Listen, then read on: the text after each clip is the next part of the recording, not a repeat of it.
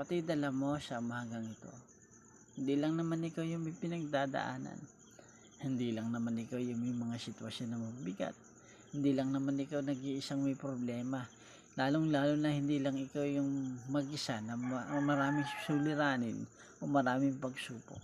Lahat tayo ay dumadaan sa iba't ibang uri ng pagsubok para patunayan sa iyo ng Diyos na hindi kanya kayang iwanan sa kabila ng pinagdadaanan mo, para makita mo yung kabutihan ng Diyos na kaya kanyang tulungan, kaya kanyang pagpalain.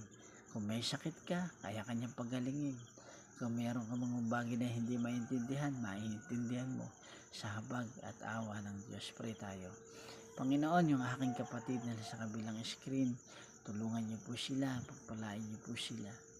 At yung mga nangangailangan ng kagalingan, nangangailangan ng pagpapala, nangangailangan ng kalakasan, nangangailangan ng pagkalinga, nangangailangan ng iyong tulong, tinitiwala ko po sa inyo lahat ng ito, Panginoon.